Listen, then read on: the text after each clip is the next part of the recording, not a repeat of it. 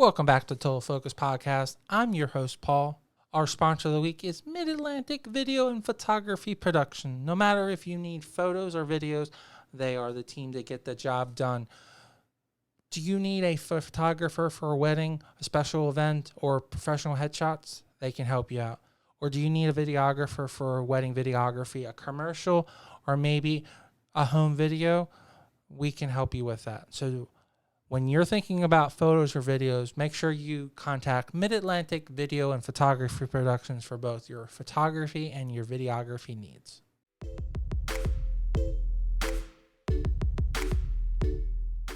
Our special guest this week is a naval officer, a board-certified dentist, and 7-time national title holder winners, currently holding the title of International Miss 2020. Corinne Devin is on the show. What an incredible person. She has worked tirelessly to go over and above and really challenge herself to be the best person possible by serving on the Navy, as well as being a dentist and really helping everyone, as well as competing in multiple systems and being successful. This is someone that you should look up to, and I hope you are motivated by this episode.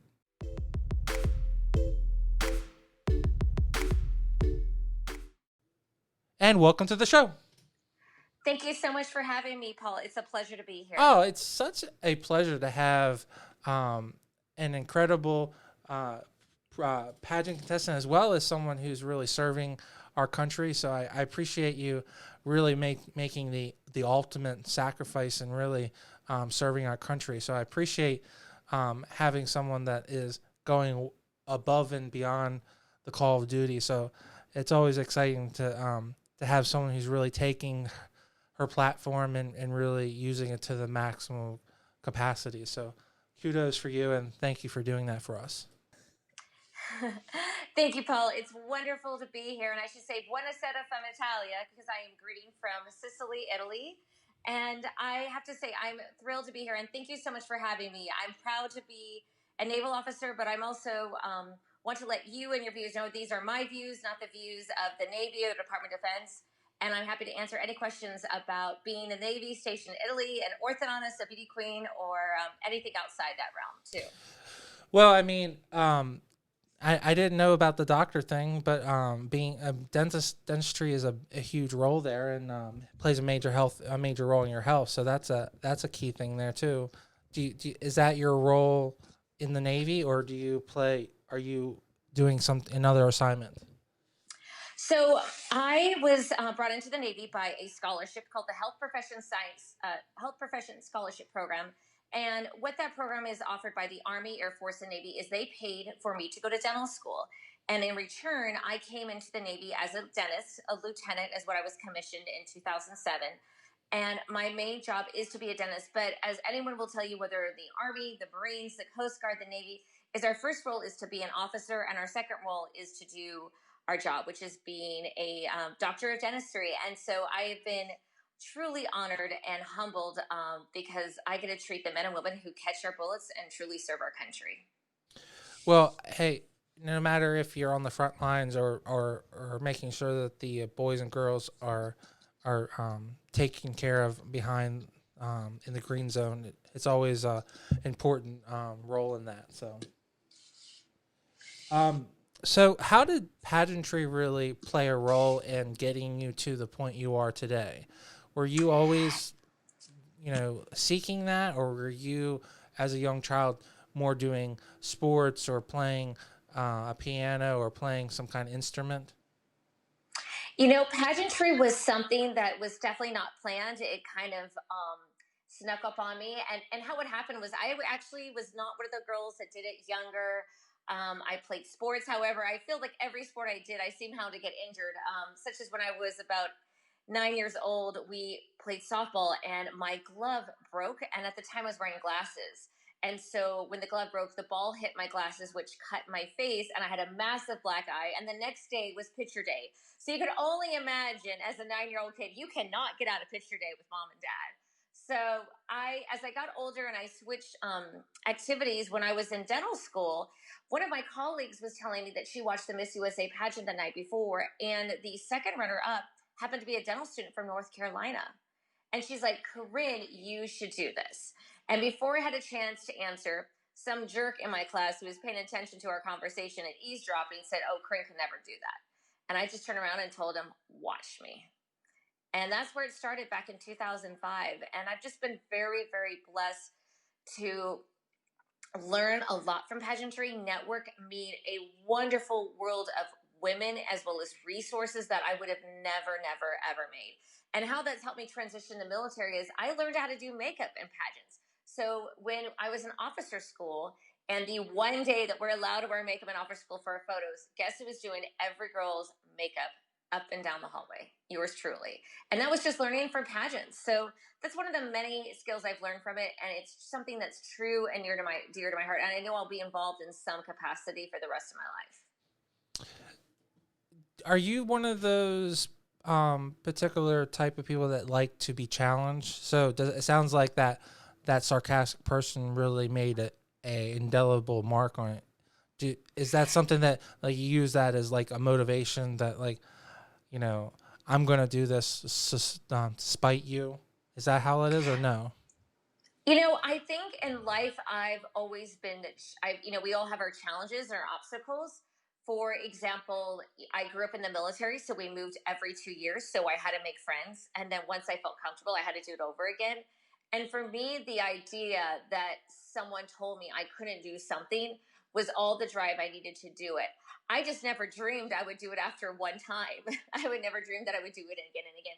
But, I think sometimes that's maybe the universe or fate or God, depending on who you believe in, maybe opening up a door of opportunity that you never really thought or saw before. So going into your first pageantry, what system did you decide to compete in? And what are the challenges that you faced in that first pageant? So I did the USA system in the state of Nevada, so Miss Nevada USA. I actually got first runner-up my first year I did it. I would say it was very naive. I look at the things that I wore. Like I wore a gold dress, and being blonde hair and fair skin, that just does not pop well on stage. I walked into an interview. I think being naive that helped me because I didn't really have an awareness of everything going on. But the challenges I would say is that probably lack of preparation, lack of utilizing a coach, knowing how to make my short stature appear tall on stage. Those were some of the things I kind of learned. And it took me a couple of years to kind of find a niche and also find some good people. As we know, in every profession and just every industry, there is always a few apples that fall far from the tree, and there's people with different agendas. And I was very fortunate as I moved along in pageantry that I met some wonderful people that not only helped me succeed, but they also challenged me to push myself in areas of life that I hadn't pushed myself in.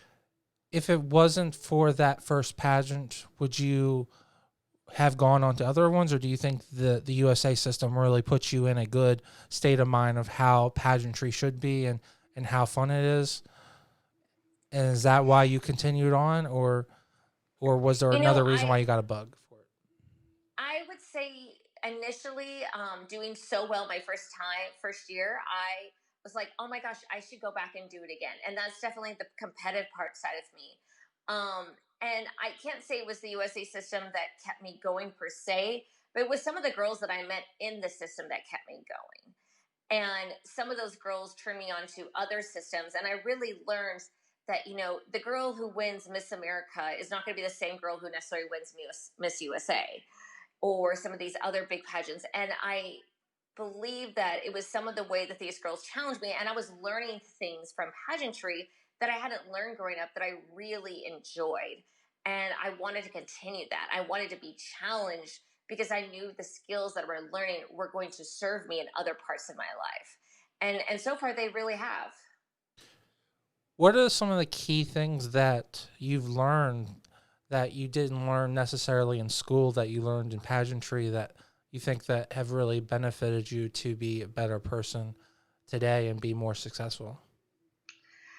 Emotional intelligence, learning how to stand in a group of strangers and be gregarious, be charismatic, learn how to be relatable and connect with them very quickly so that, such as when I go into a boardroom or I speak to a commanding officer, I know immediately how to talk to them on their level where they're thinking about the words that I am saying and not all the other distractions or the other 50 people that walk through the door. That is one thing that pageantry has definitely taught me how to do. It's also taught me etiquette, how to be polished in multiple different situations. I mean, if you think about it, pageantry is very diverse as far as the women that come to compete, their backgrounds, where they're from. And I think that's an important skill to have because not only does it make you more well-rounded, but it gives you a very good culture awareness and a very good foundation on how to really relate and talk to a large group of people, a large audience. So you're able to cast a wide net in who the audience you're trying to capture, whether you're working for a company or you're doing a presentation or you're trying to convince people on a motivational talk to really implement change in their life. Do you think that it's um, just a lack of resources that you don't learn those kind of those skills in high school or college, or is it just because they're really focused on a different aspect of education and that's why you don't really learn those skills by just going to college or finishing high school? I believe that schools will give you a good baseline on how to be book smart, but as you and I both know, there's many different types of smarts out there, such as becoming a leader. Leaders are not born; they learn. They learn through success. They learn through failures. They learn through their followers. They learn through they learn by taking training education, but learning how to apply them in real world situations. So to me, I think that's where pageantry challenges you. I mean, right now we're in the middle of a pandemic. Being asked questions on a stage about something that didn't happen for over 100 years is something that you can never learn in school. You can read about it, you can think about it and study the history about it, but unless you actually live it, the way that you're going to apply that knowledge education is going to be far different. Oh, I absolutely agree. Anytime you live through something, you have a better reaction and be able to form a educated response to it. So that's absolutely true. So coming out of that first pageant, did you just continue to compete in USA, or did you decide to seek other pageants and grow your knowledge in the pageant industry? Because I was very new and green in pageants, I thought that was the only system I could do. I was 24 years old when I first competed, so I had already aged out of Miss America. So I thought that that was the only system out there. So I did it for a couple of years, and that's when I started learning about other systems. And the next system I learned about was the United States system. And through there, that kind of springboard into other systems because I was meeting more women and also in different age groups. I was very fortunate that I had gone to school in Las Vegas where a lot of pageants are held. And I think just being exposed and hearing about them, now I kind of knew where to search for them, how to do my homework, who to talk to, girls that have competed, and get a really good idea of what that system embodies and what they're looking for. So I'm not changing who I am, but I'm looking for a system that really aligns with who I am as a person. When you competed in USA, what are some of the key things that you like that you definitely were seeking out that made you want to compete in their system? When I competed in Miss Nevada USA, I really liked that it taught me how to be very body conscious and have a very good stage presence. For me, that was something very new to me, and I could see how someone who could be graceful across the stage could also be strong and feminine. And I found that very attractive quality, and it was something that I feel that they've done very, very well in their system. So, did you pursue going in the United States further, or did you just bounce around to another system?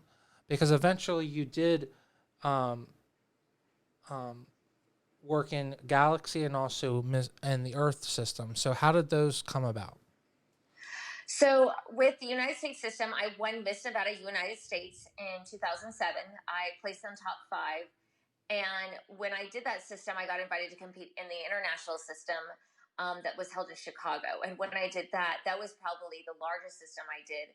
And I remember I ran out of clothes at that pageant. I remembered the girls from North Carolina and South Carolina. They were the sweetest things. They took their sparkly shirts off their back and their dresses and gave them to me.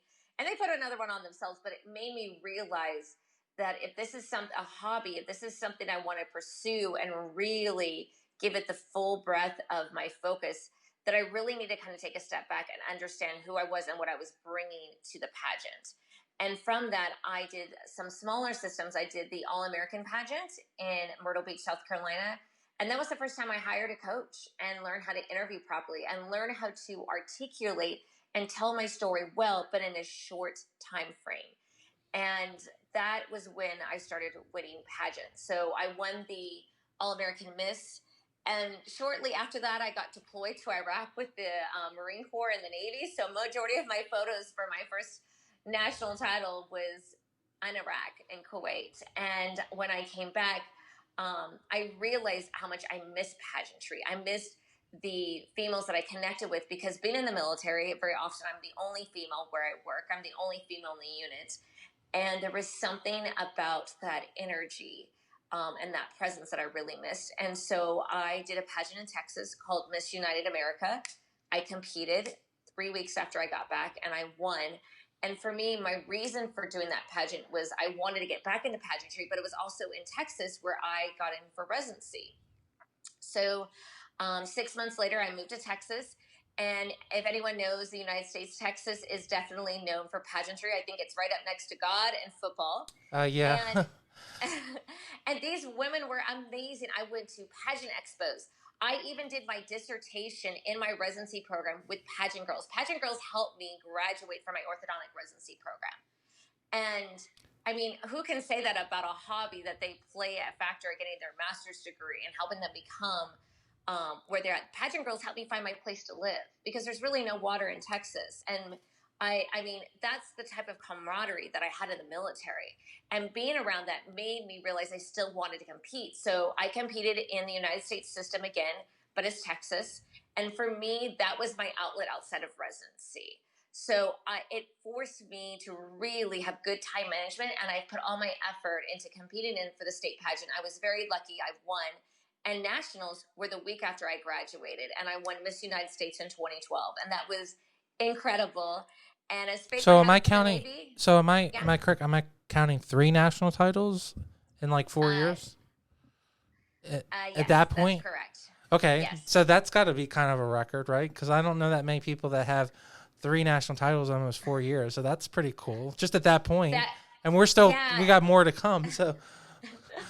Well, and what I was learning at that time was I met a wonderful coach in Texas, and I was finding that a coach was what I needed to really push myself. And, I tell people, like, look at Olympic athletes. They have personal trainers. It's not because they're out of shape, but because they want that person to put that mirror in front of their face that their family or friends can do. They want that person who really can push them higher, faster, stronger to their goal. And that's what I knew that I needed. And that's when I realized that success would happen for me. And that happened when I really started with my first national title. And again, I was going a little bit bigger, getting more comfortable, kind of coming into my own, knowing who I am, what I bring to the table, and also being challenged. There's lots of questions I've been asked because I'm in the military and because I'm in healthcare that maybe some other contestants haven't been asked, but because that's what I do, that kind of opens the door and maybe some areas that maybe not be open. And after I won the Miss United States title, I got sent to Japan, which here I am in another country for my title. But it was awesome because in Asia, pageantry isn't revered as it is in the United States. However, having a sparkly crown definitely opened up a lot of doors, because even if I couldn't speak the language proficiently, it was a way that I could relate to people. It was a way that I could introduce myself in a very respectful, quiet, reserved culture. There's something there's something magical about either the sash or the crown, even walking in Congress, that will get the attention of a senator or a congressman. So you're absolutely right there. If you want to just make some change in your local assembly, just having that sash on really does get you more attention than being just a normal citizen. So It really does. It truly, truly does. And so I had a wonderful year, and I wanted to compete, but I wanted to compete internationally. And I learned about the Galaxy system. And again, worked with a fantastic coach who knew the system very well. And I did it. I got everything ready in Japan and came all the way to Florida. And again, was very fortunate. I won. And I started using the same evening gown dress. I tell a lot of girls I've had the same gown since 2012 that I've won several pageants in. So you don't feel pressure. So you don't necessarily feel pressured to go out and buy new dresses every time, then, because No, that's refreshing. definitely Because I have colleagues that feel so much pressure that they have to change their dress every time. So that's just for all of my listeners out here. We have someone that's won multiple national titles, and she doesn't change her dress. So kudos to you, and to be so confident that you're going to have a dress that you feel so beautiful in. And I commend you for that, because why change a dress and buy something new when you know you look great in it? Exactly. I mean, is that the philosophy behind that? For me, it's how you feel in that dress. I got this dress at La Casa Hermosa. Believe it or not, it was a custom dress made for another contestant, but she had changed her mind, and all they had to do was take 4 inches off the gown because it was too tall for me. And the owner of the shop, Ramen Fleming, who was very wonderful, gave me a very, very generous discount on the dress. And I will tell you, I don't train for swimsuit. I train for that dress every single pageant, because as we age and as we train, our bodies do change. And being in the military, I have to train my body differently in the military than I have to train for pageantry. But it's just nature of the job. I'm sure it'd be the same if I was an Olympic swimmer. I think that's anybody that our body starts to not to give us as much strength as we do, and we have to adapt as we get older. So it's like my old sarcastic comment is that if you're looking for abs, then eventually they're all going to get old and flabby. So the most important thing is to be consistent, in good shape overall. So because if you shoot for abs, it's not realistic to have those when you're 50 or 60. So I'll definitely keep it in mind. Right, exactly. Keep it in mind. So it's to me, it really sounds like the defining factor is that you really decided to take it seriously after hiring a coach, and ever since hiring that coach, it is basically the defining moment when you started winning your national titles, which is just a really phenomenal story there. Is that how you see it, or do you think you just, at that point, you start taking it seriously? I think it's a combination of not just a coach, but it's a combination of just a mindset. I've kind of had a chance to kind of get my feet wet, kind of understand. And then, it's like anything, the more you read about it, the more you do research, you feel more confident in making a decision to really invest the time, the money, the energy into it. Versus when you're kind of new, there's a lot of unknowns. But yes, definitely, I would say, to anyone who wants to compete, plan ahead and having a coach are the two best things you can do in giving yourself the best chance for success. And do you feel that you really learned a lot by working up the pageant ladder, by working at these smaller systems and then going to the bigger ones until you get to a Galaxy or International? Or do you feel that it really doesn't matter? You can jump right in the deep end and go to USA or America and you could do well?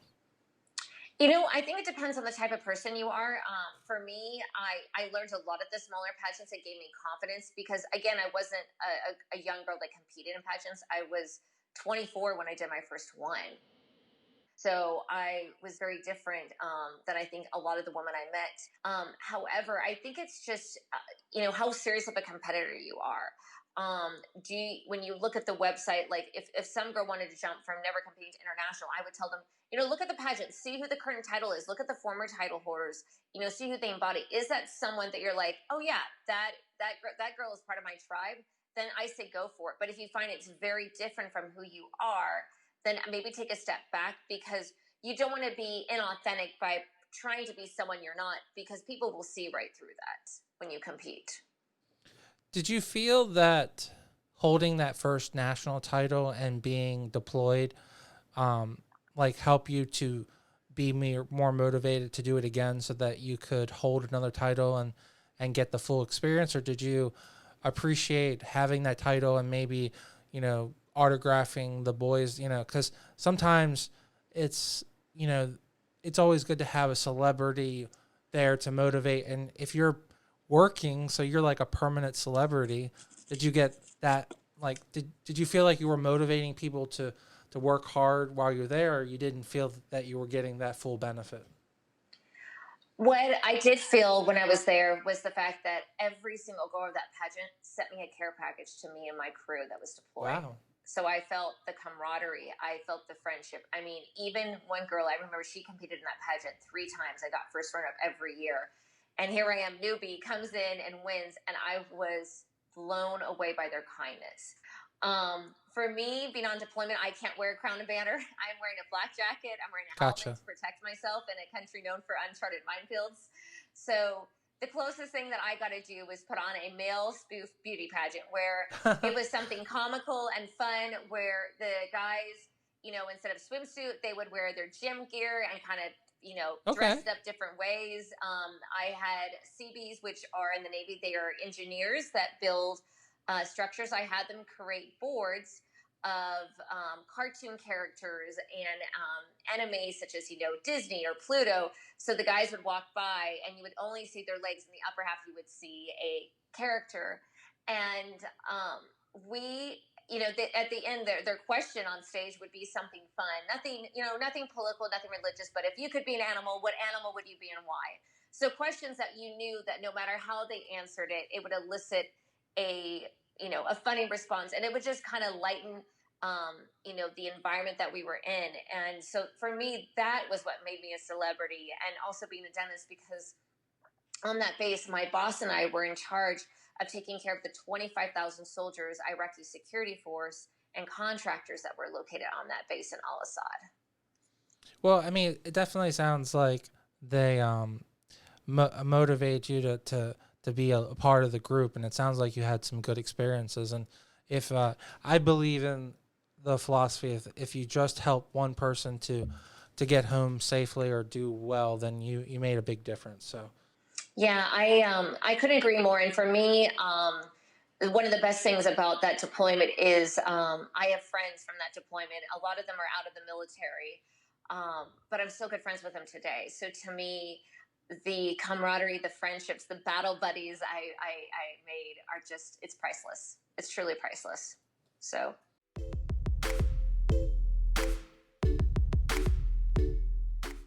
I just wanted to take 1 second from this great interview and talk about our sponsor of the week, Mid-Atlantic Video and Photography Productions.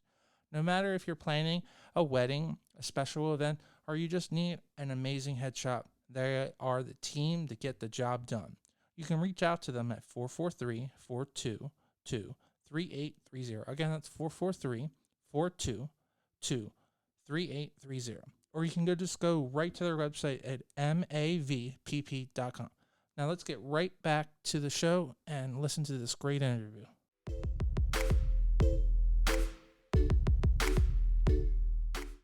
What drew you to Galaxy? Because Galaxy is known to be over the top and glamorous. Was that something you were seeking out? Were you ready to have like one of the most incredibly biggest crowns in the world? Like what was on the do list? Because a lot of my girlfriends that definitely want to do Galaxy, the crown is like their end all be all. So was there anything that was really standing out that made you gravitate to Galaxy? What gravitated me to Galaxy was some of the title holders that I've noticed. You had Darlene Deben, you had Diana Lawrence, you had Maria Torres, and I saw a system. It was my first international system, and I wanted to have something to look forward to and also something to push myself to. Because in Asia, I was too old to enter some of the international pageants because, again, pageantry is much smaller and it's a much younger age range. I wanted to have something, a goal, something to look forward to. And for me, it was learning to train in a different way, and was also tapping into a glamorous side of me that I don't get to do very often in the military. I mean, we dress up as 12-year-old boys. I mean, that uniform is not made for us females; it's made for the gentlemen. But That's for I sure. wanted to have I wanted to have that experience, and to me, the white party, the PJ party, all the things that she does, like it feels like a girls' weekend, a girls' trip. And even my friends who came along with pageant, we didn't even feel like it was a pageant because we had so much fun together. We literally had so much fun together. So I loved it when she did in Florida, and yeah, it was an awesome experience. I feel so blessed to be one of her queens. So, would you recommend people to just really pursue Galaxy? Was it that motivating and changing their life, or would it be one of many that you'd recommend? It's definitely one of many that I recommend. I always tell people, I wanted something with glitz and glam and over the top because there is no other pageant out there like that. And if you're looking for something like that where you get to push the fashion envelope or try something that's out of this world, that's the system to do it in. And it's a system where I felt safe, a system I felt very welcome, and also a system that I was challenged, but challenged for me, challenged in a way that I wanted to push myself. And so that's, for me, that was my first international system competing. So Does that make a big difference being an international pageant?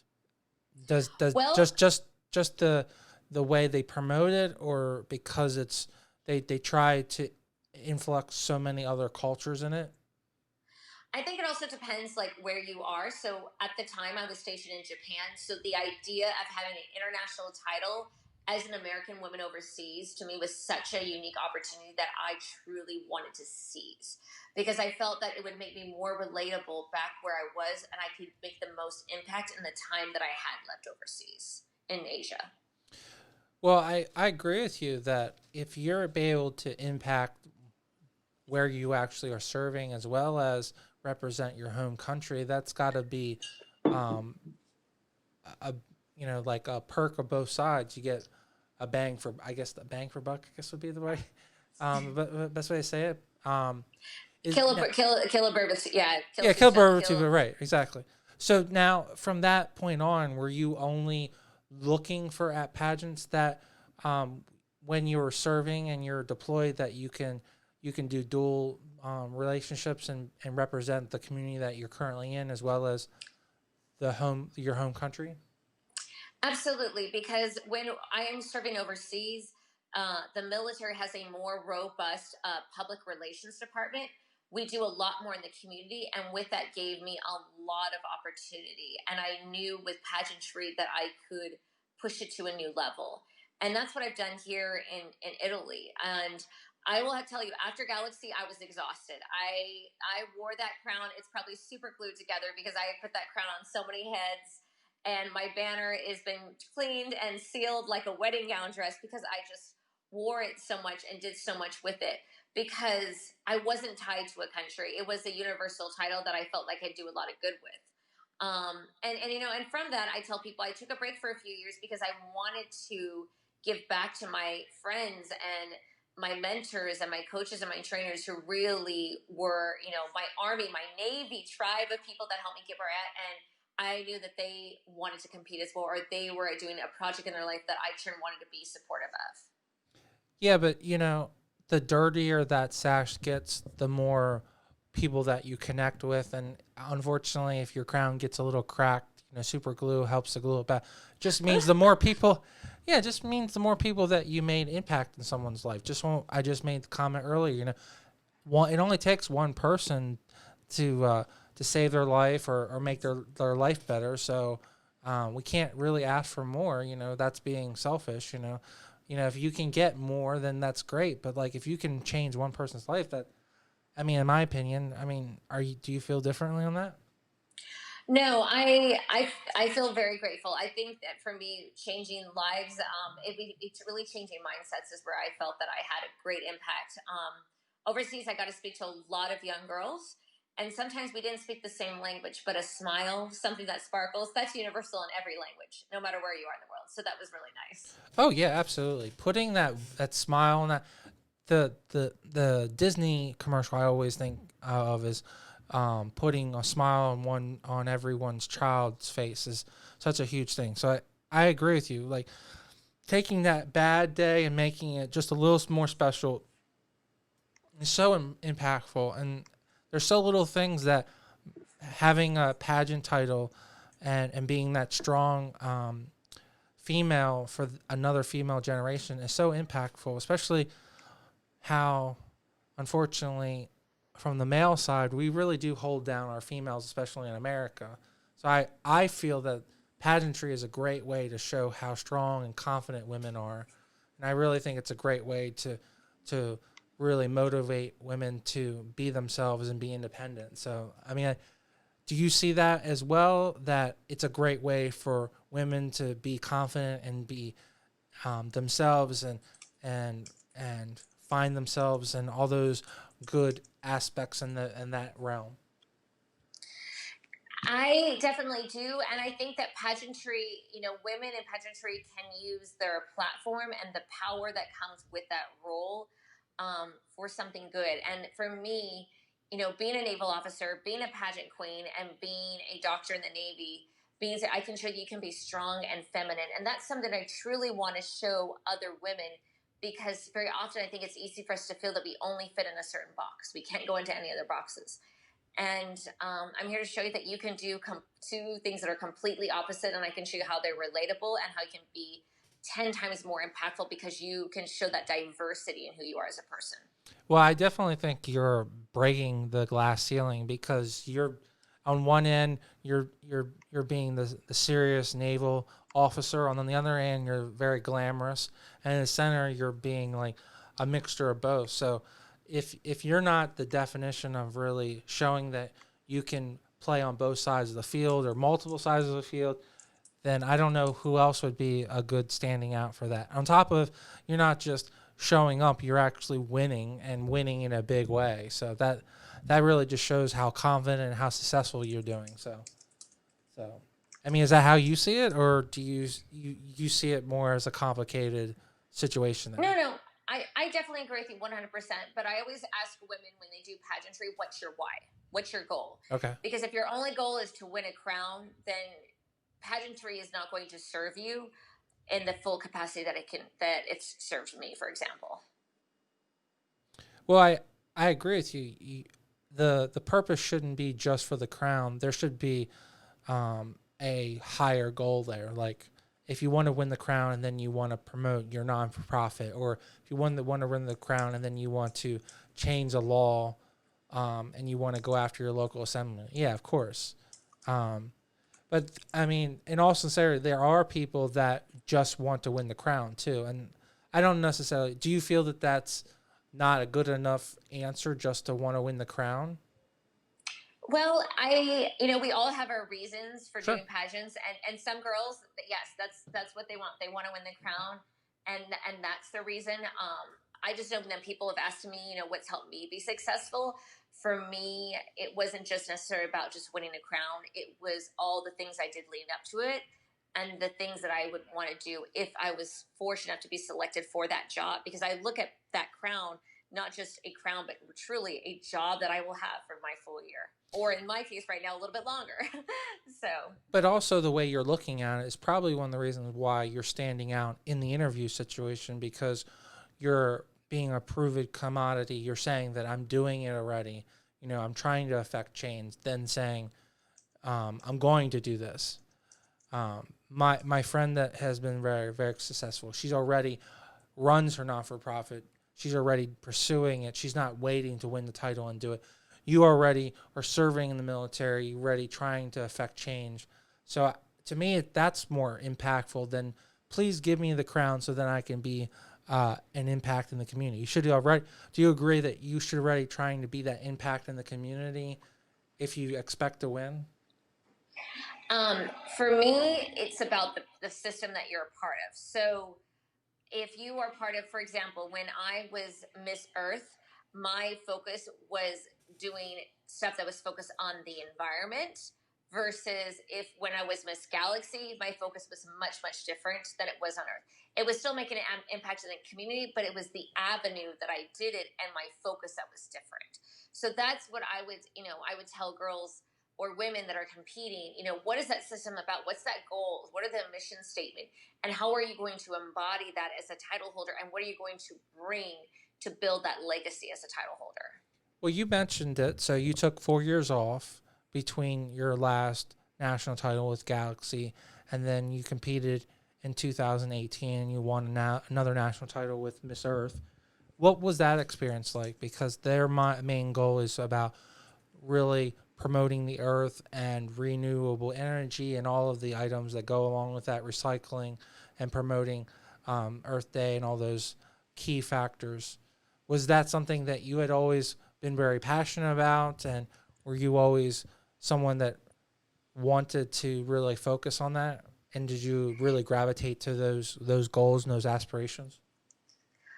I believe really what gravitated me towards the earth and environment. It wasn't something that I'll be honest, that I grew up that I was very passionate about, that I did.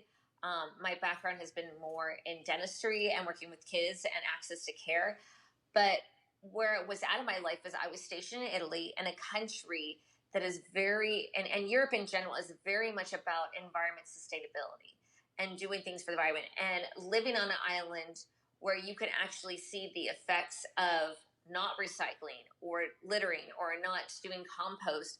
It made it that much more prevalent that I really could see a direct cause and effect to the actions I did and the projects that I did in the community. So for me, I saw as an opportunity to really become a civic leader within my community, but also use the leverage of the pageant to kind of bring an awareness to a part of the world and a country that doesn't get as much attention as other parts in the world. Well, I think it's always important that you can really dedicate something that is beyond you, especially it's something that if you can leave a legacy that's really defining, if you can change the culture more and more in a positive way to make us be able to live on this planet longer, I think that's something to really achieve for. I think it's something we all need to work on every day to do much more. Do you feel that in your year of reign that you made an impact? Do you feel at least your community has really made some strides there? Absolutely. So a couple of the projects that I did for my year as Miss Earth is we did a huge environmental cleanup along an area in Sicily. So there was an area that had a lot of trash, that had a lot of debris.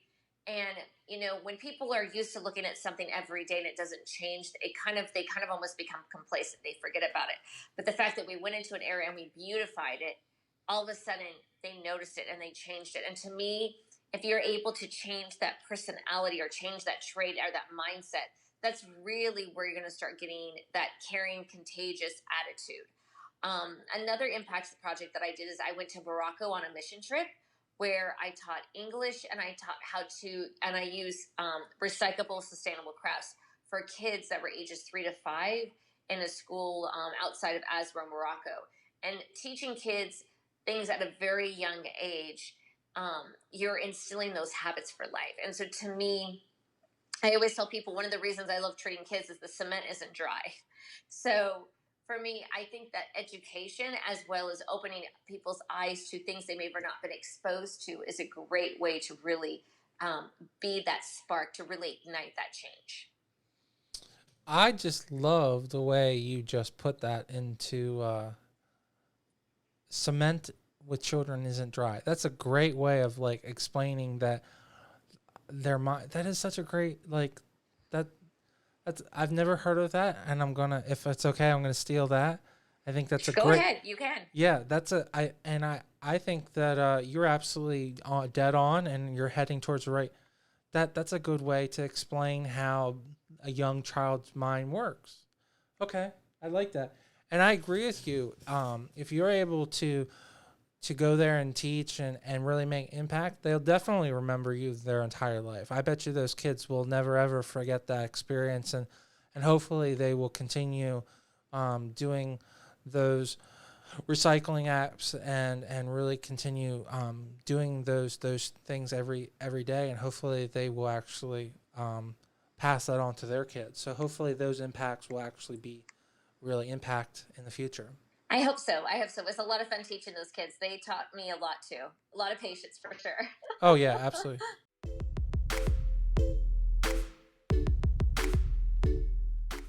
I just wanted to take one extra second and talk about our sponsor of the week, Mid-Atlantic Video and Photography Production. No matter if you're planning a wedding and you need a wedding videographer, you're doing a music video, or doing a commercial, they are the team to get the job done. You can reach out to them at 443-422-3830. Again, that's 443-422-3830. Or you can go right to their website at mavpp.com. Now let's get right back to this great interview.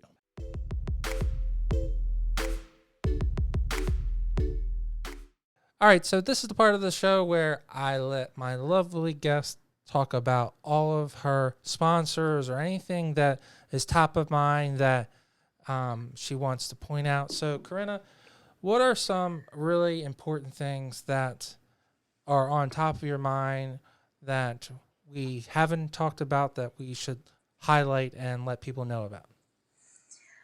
Well, I am the current reigning International Miss 2020. It is a system that really promotes entrepreneurship for women of all ages, all marital statuses, 26 and above. And I would tell people the one beauty thing about this pageant system is that we don't have an interview bio shoot. We actually had to do a video. Wow. So we are really challenged in our social media aspect to prove who we are before we actually meet the judges. We are judged on our social media, and we're judged on a video before we actually meet the judges. So that is something that I would definitely, tell your listeners about. And I'm very proud to be the title holder for that system. The system was founded by my director, Laura Clark, and she resides in Switzerland with her family. I am in Italy with the military, and my sister queen, International Biz 2020, Mikkel Carroll, is located in Belgrade, Serbia. So truly an international system. And for me, one of the awesome parts about this system is that we win a grant that we can either use towards a business or a passion project. So for me, mine has actually been towards a TED Talk coach to start doing TED Talks once our world has healed a little bit more and we're in a better place where we're able to do those live forum and conferences again. Well, that would be really exciting. I think yeah.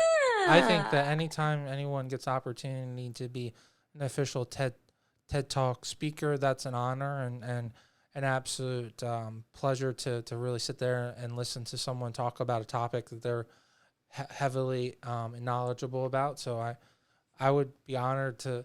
I hope that they record your episode, and I would love to watch it. So, and if it's anywhere on the East Coast, please invite me. I would love to go. So.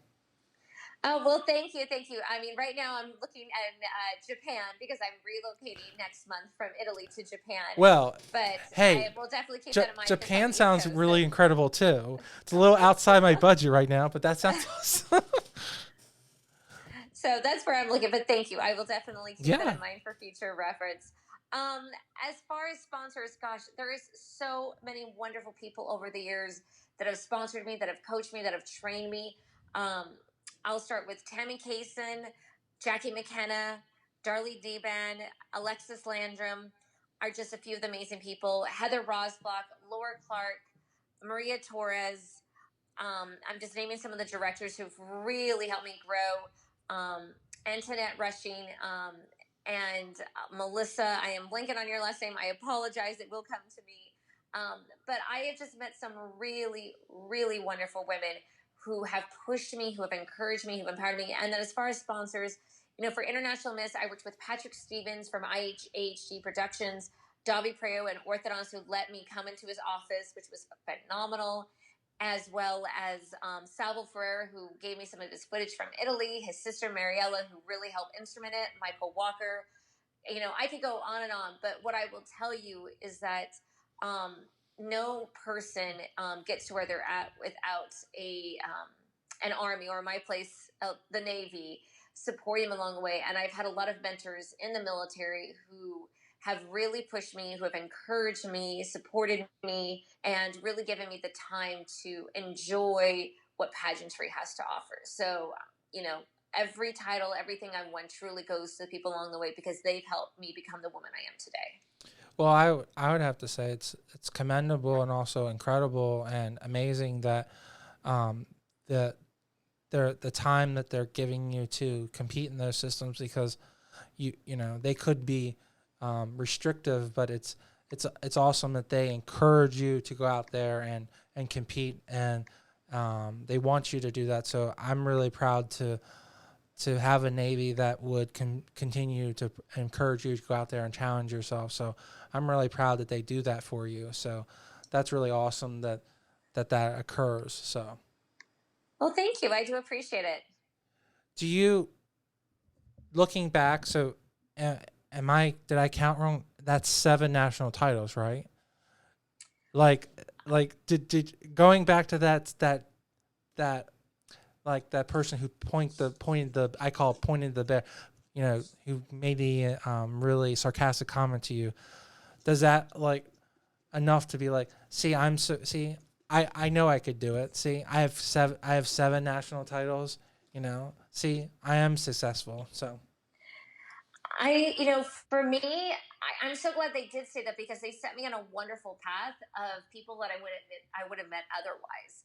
So you know, the individual who said it, I actually am friends with him, and I do bump into him occasionally. And whenever he sees a pageant, he's like, "Oh, I wonder if Corinne's going to be here," because now he feels he knows a celebrity. So um, you know, what goes around comes around. So oh yeah, of I guess course. for me, it's you know, I guess you know everything came to full fruition. So yeah, I'm very grateful. So sometimes I truly believe that you know I'm a woman of faith, of Christian faith, and I believe that God puts people in our life for a reason, and He takes people out of our life for a reason. So I'm glad He put that person in my life for a reason because I've had an awesome life so far, and I can't wait to see what I can do next. I absolutely agree with you. I believe that he brings people in your life when you need it, and then he takes them out when you don't need it, and he challenges you and gives you obstacles or things you need to do, knowing that you can achieve them, and he doesn't give you things that he knows that you can't deal with. So clearly, all of the challenges that he's put in front of you, he knew that you would do very well out, and clearly you have excelled at it because the audience as well as the judges thought that you were the most qualified. So kudos for you and congratulations on all that. Thank you so much. I really appreciate it. How do you like see the next several years going? If you find a significant other, if there is one, do you get married? If you get married, then do you decide to do married pageants, or do you think that you've done everything you can with pageants and that part of your life is perhaps closing, and maybe you're going to maybe coach or just help people? Or do you think that there's more for you to achieve because you've won so many national titles?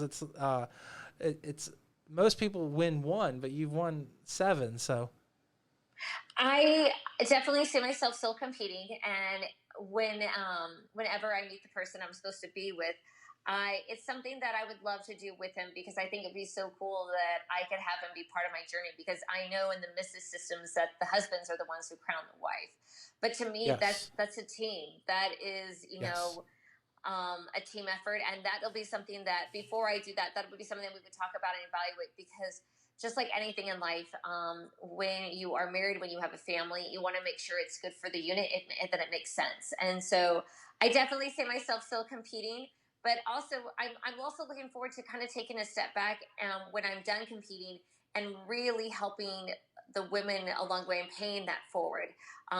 Whether it's being part of a board of directors, whether it's helping at the pageant itself. I definitely see myself involved in some way or fashion. I think it'll depend on where in the world the military has me and what capacity and what's available for me to do.